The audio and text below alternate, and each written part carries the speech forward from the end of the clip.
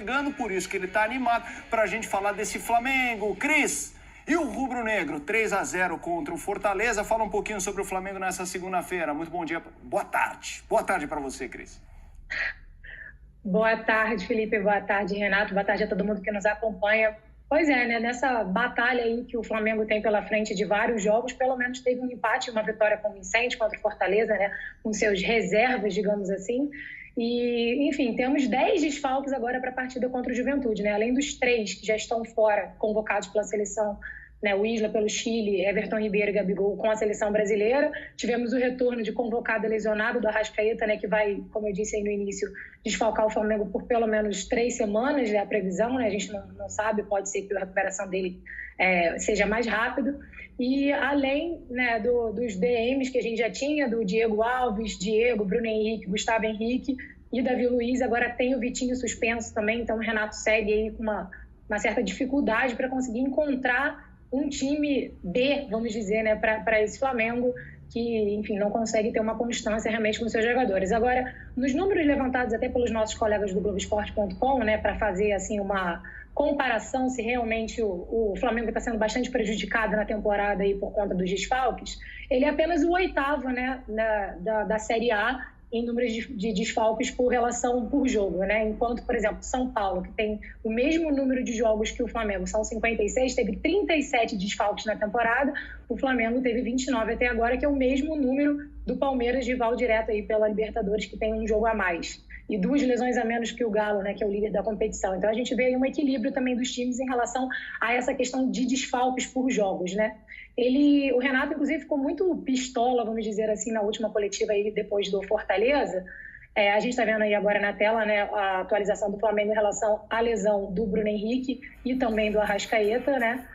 Foi divulgado pelo Twitter, os dois iniciaram esse tratamento e por conta dessa questão toda da lesão, né, inclusive o preparador físico do Flamengo, Alexandre Santos, foi muito contestado nas redes sociais no fim de semana pelos torcedores, dizendo que o Flamengo estava jogando a toalha no Campeonato Brasileiro, né, por conta disso, que talvez o Diego Alves e o Bruno Henrique tivessem condições de jogo, mas estaria sendo poupado. E aí o Renato Gaúcho falou que, na verdade, até uma bronca com a imprensa, né, dizendo que ele não poupou desde que ele chegou, ele só poupou contra o ABC no jogo da Copa do Brasil, que havia vencido por 6-0 no primeiro jogo, né, e que depois inclusive que ele indicou que o Andreas Pereira entrou no risco nesse último jogo, né, dizendo que estava com a perna pesada, então que ele, na verdade, arrisca os seus jogadores para não poupar.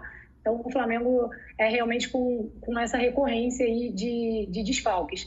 O Luiz Eduardo Batista, vice-presidente de Relações Externas do clube, publicou na última semana, né, dando a entender aí, dando um conselho para o Tite, pedindo para que nas próximas datas FIFA, né, que vão acontecer ainda durante o Campeonato Brasileiro, no dia 11 e no dia 16, para que não convocassem novamente jogadores que estejam atuando no Brasil, né, porque já tem os desfalques dos jogadores que atuam pelas suas seleções, né, de outros países. Então, dizendo que o Brasil já está classificado, já tem 28 pontos e que não precisaria contar com esses jogadores, né, dando a entender aí para deixar os 3 jogadores do Flamengo seguir nessa reta aí de vários jogos que o Flamengo ainda tem até o final da temporada. Essas datas FIFA acontecem no dia 11 e no dia 16 de novembro, então com a data bem próxima ali da final da Libertadores. Vamos ouvir agora um pouquinho do Renato Gaúcho durante essa coletiva aí, depois do jogo contra o Fortaleza, a vitória por 3-0. Pessoas falam a verdade. Então, assim, ele está muito na bronca, né, em relação a essa questão da cobrança, né, por conta da questão das lesões. E se o Flamengo jogar e até jogar todos os jogos da Copa do Brasil, né, chegar à final, enfim, encerrar a temporada, seriam 77 jogos nesse ano de 2022, né, sem contar os jogos que o Flamengo fez no início do ano por conta da temporada do ano passado, aí, por conta dessa questão da pandemia. E se a gente comparar, para finalizar, com o time de 2019, que foi o grande campeão, né, que tinha até esse momento da temporada naquele ano 56 jogos também, tinha 23 lesões, desfalques também na equipe, né? Então a gente vê assim, realmente esse equilíbrio, e é claro que o Flamengo nessa temporada se preparou muito mais justamente para poder ter, né, um plantel que pudesse substituir de acordo com essa necessidade para conseguir continuar na briga aí pelas 3 competições, né, já que o Flamengo segue vivo aí nessas 3 competições. É isso, Felipe.